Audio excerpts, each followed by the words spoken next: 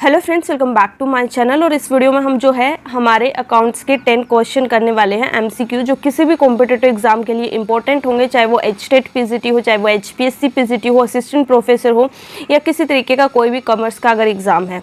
तो यहाँ पे हम जो है आज बिल्कुल बेसिक कंसेप्ट से स्टार्ट करने वाले हैं। हम जो है डेली 10 क्वेश्चन करेंगे। अगर आपकी कोई और डिमांड है तो आप कमेंट बॉक्स में बता सकते हो कि डेली के 20 क्वेश्चन कराइए, 30 क्वेश्चन कराइए, या वट एवर यू वांट। ठीक है, तो आज का जो हमारा है कि हम बेसिक अकाउंट्स के क्वेश्चन करने वाले, तो ऐसे ही हम सारे सब्जेक्ट कवर करेंगे, चाहे वो मार्केटिंग हो, फाइनेंस हो। ठीक है, तो फर्स्ट क्वेश्चन हमारा यहाँ पे क्या है, अकाउंटिंग स्टैंडर्ड्स आर।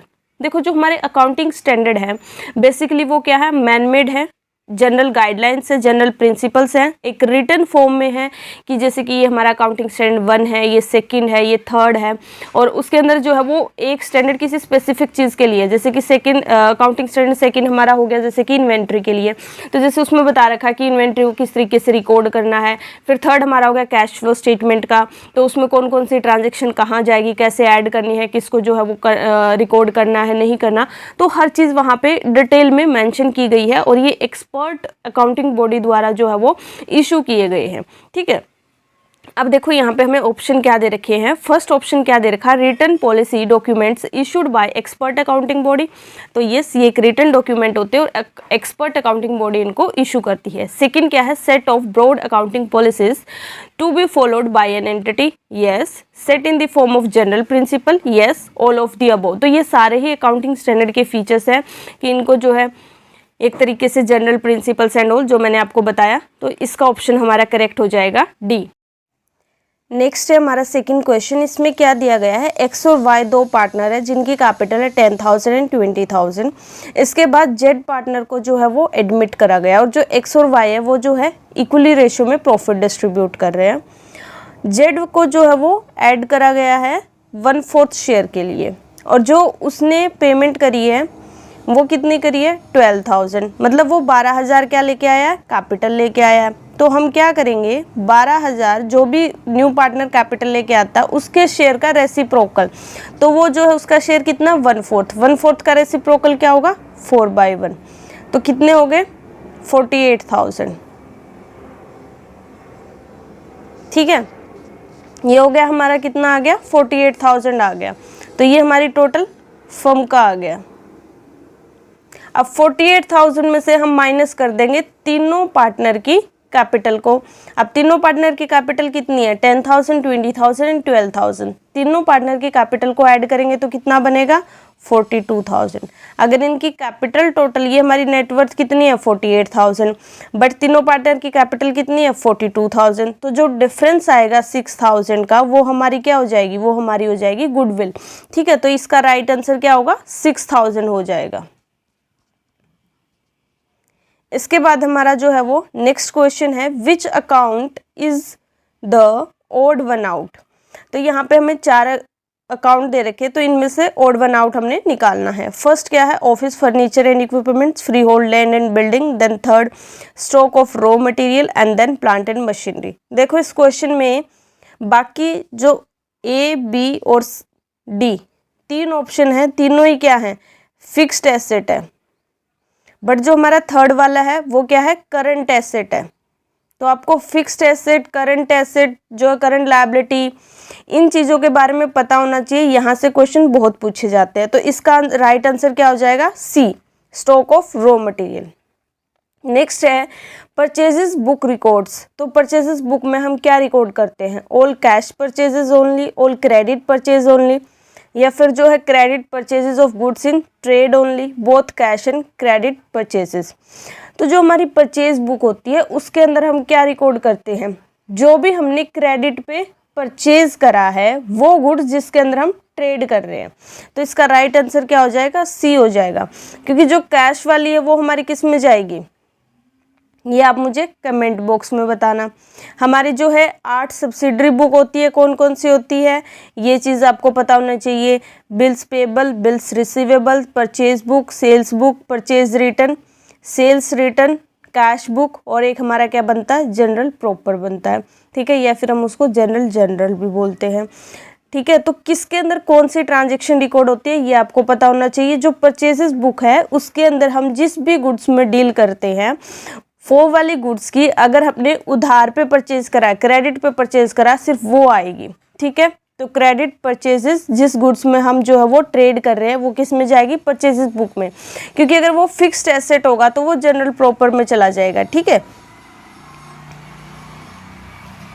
नेक्स्ट है हमारे पास जो fifth question, mister Anand buys goods of rupees 2,50,000 paying cash 2 lakh, what is the amount of expense as per the accrual concept. तो हमारे पास दो कंसेप्ट होते हैं, एक होता है हमारा कैश कंसेप्ट, एक होता है अक्रूवल कंसेप्ट। कैश कंसेप्ट क्या कहता है कि जो चीज़ हमने कैश में डील करी ना, ऑन द स्पॉट जो हमने कैश की पेमेंट कर दी या रिसीव कर ली, हम जो है वही रिकॉर्ड करेंगे। मतलब जो हमारी क्रेडिट परचेज या सेल होगी उसको रिकॉर्ड नहीं किया जाएगा। बट अक्रूवल कंसेप्ट क्या कहता है, चाहे वो जो है आपने क्रेडिट पर परचेज करी हो, चाहे फिर कैश में जो है वो पेमेंट करी हो या फिर पेमेंट आपको रिसीव हुई, दोनों को आपने रिकॉर्ड करना है। तो यहाँ पे हमारा राइट आंसर क्या हो जाएगा, टोटल अमाउंट जाएगी हमारी 2,50,000 जो है वो हम रिकॉर्ड करेंगे। बट अगर यहाँ पे अक्रूवल कंसेप्ट की जगह पे कैश कंसेप्ट लिखा होता तो आंसर क्या हो जाता, 2 लाख हो जाता। इसके बाद नेक्स्ट क्वेश्चन है हमारा, प्रॉफिट और loss on revaluation at the time of admission of partner is shared among the partner in ratio. अब देखो, हम जब भी हमारा एडमिशन होता है, रिटायरमेंट होता है, हम रिवैल्यूएशन अकाउंट बनाते हैं। रिवैल्यूएशन अकाउंट में क्या होता है कि जो भी हमारे एसेट में, लायबिलिटी में कोई भी कहीं भी कुछ भी ऐसा चेंज आया है कि अमाउंट अब जो है वो इंक्रीज या डिक्रीज हुई है, ठीक है, या फिर अनरिकॉर्डेड एसेट लायबिलिटी है, कुछ भी है, तो वो सब कुछ हम उसके अंदर जो है वो रिकॉर्ड करते हैं, राइट, ताकि हमें जो है वो राइट प्रॉफिट लॉस का पता चल सके।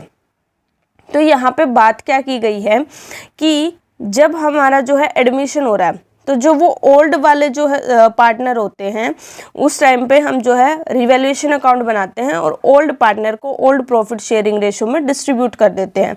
क्यों? क्योंकि अभी पार्टनर नया आया है, तो इससे पीछे जो भी हुआ है, प्रॉफिट हुआ, लॉस हुआ, वो तो पुराने पार्टनर का हिस्सा है ना, कि उन्होंने अभी तक, उन्हीं की मेहनत है वो, ठीक है, जो भी डिसीजन लेना है, कहीं इन्वेस्टमेंट करी, कुछ भी करी, तो वो उनका हार्डवर्क है, तो वो तो उन्हीं को मिलना चाहिए, ओल्ड पार्टनर को ओल्ड रेशो में।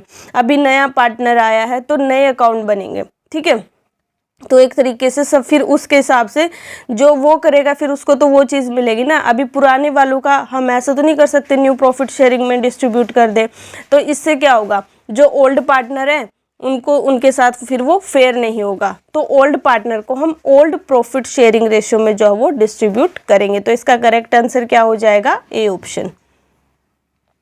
नेक्स्ट है हमारे पास ग्रॉस प्रॉफिट इज। तो ये क्वेश्चन जो है अगर आपको ट्रेडिंग अकाउंट बनाना आता होगा तो आप बिल्कुल इसको इजीली कर पाओगे। जब हम ट्रेडिंग अकाउंट बनाते हैं तो हमारे पास यहाँ क्या आता है, opening stock, purchases, direct expenses, और इस साइड हमारे पास क्या आता है, सेल्स, ठीक है, नेट सेल्स और क्लोजिंग स्टॉक। अगर ग्रोस लॉस होगा तो भी हमारा क्रेडिट साइड आएगा, अगर ग्रोस प्रॉफिट होगा तो कहाँ आएगा, डेबिट साइड आएगा। और यहाँ पे बात की गई है ग्रोस प्रॉफिट की, तो ग्रोस प्रॉफिट का आपका फॉर्मूला क्या बनेगा, वैसे तो आपको ये देखते ही समझ आना चाहिए। यहाँ पे हमारा करेक्ट आंसर होगा बी। सबसे पहले आपको पता होना चाहिए यहाँ पे कॉस्ट ऑफ गुड सोल्ड का मतलब, तभी आप जो है इस क्वेश्चन को कर पाओगे। अभी देखो, जैसे ये हमारा बन गया ट्रेडिंग अकाउंट, ये परचेजेस हो गई, ओपनिंग स्टॉक हो गया, डायरेक्ट एक्सपेंसेस हो गए और ग्रोस प्रॉफिट हो गया। इस साइड हमारा क्या हो गया, सेल्स होगी, क्लोजिंग स्टॉक हो गया, ठीक है।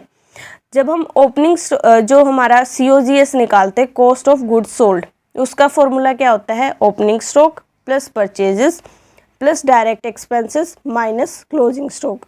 तो ये सारी ट्रांजेक्शन इसके अंदर आ चुकी है, बस इन दो को छोड़ के। इनको बन के क्या बन गया हमारा, यहाँ पे COGS आ गया, ठीक है। अब इनको हम हटा देते हैं, ये आ गया हमारा यहाँ पे COGS। अब COGS को अगर हम ऐड करें ग्रोस प्रॉफिट में तो वो किसके इक्वल बन रहा है, सेल्स के इक्वल बन रहा है।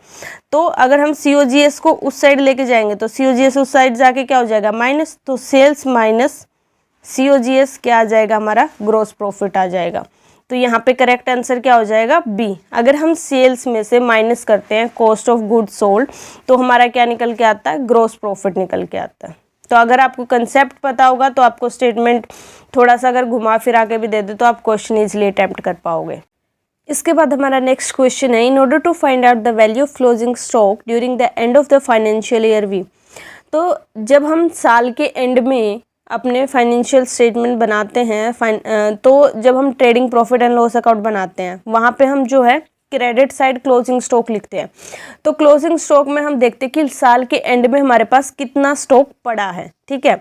अब कुछ सेल्स हुआ है, कोई भी हमने अगर परचेजेस करी है तो उसको एडजस्ट करके लास्ट में देखते हैं हमारे पास एट द एंड जो है वो स्टॉक कितना बच गया। क्लोजिंग स्टॉक हमारा दो जगह जाता है, एक जाता है हमारा trading profit and loss account में, एक जाता है बैलेंस शीट में।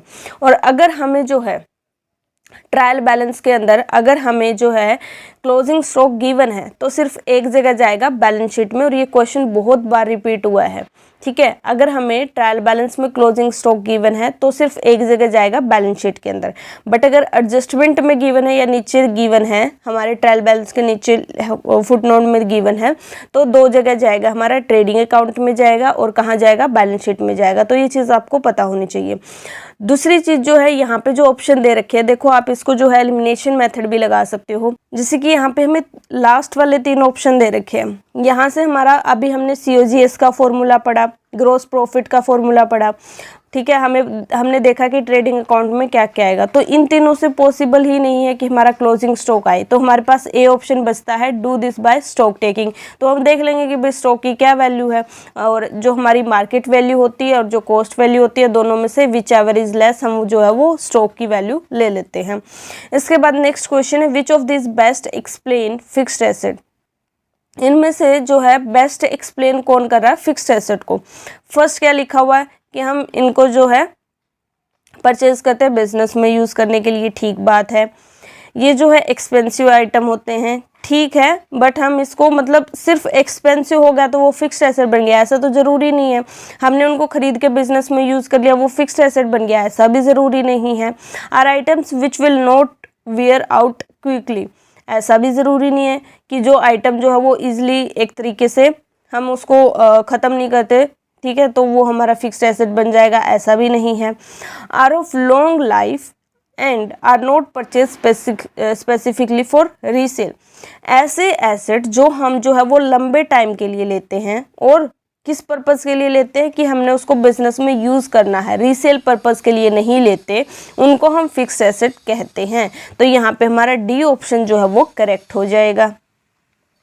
नेक्स्ट क्वेश्चन हमारे पास, sales invoices are first entered in.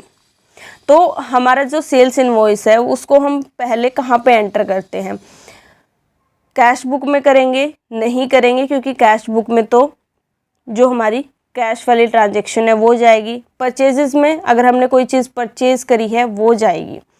Sales journal और सेल्स अकाउंट, तो जो हमारे सपोर्टेड डॉक्यूमेंट्स होते हैं जिनको हम जैसे इनवॉइसेस वगैरह होते हैं उनको पहले हम जर्नल में रिकॉर्ड करते हैं, फिर उनका अकाउंट बनता है। तो यहाँ पे करेक्ट आंसर क्या हो जाएगा, सी हो जाएगा। पहले वो जो है जर्नल में रिकॉर्ड करी जाती है और फिर उसके बाद जो अकाउंट में। तो यहाँ पे जर्नल और अकाउंट में कंफ्यूज नहीं होना, यहाँ पे करेक्ट आंसर सी होगा, राइट। सो गाइस, आज की वीडियो में इतना ही। आप जो है कुछ भी अगर आपकी कोई डिमांड है कि वीडियो किस तरीके की होनी चाहिए या फिर किस टॉपिक पे होनी चाहिए, तो वो आप मुझे कमेंट बॉक्स में बता सकते हो। Thank you so much for watching this video. Please like, share and subscribe. Bye bye, take care, have a good day.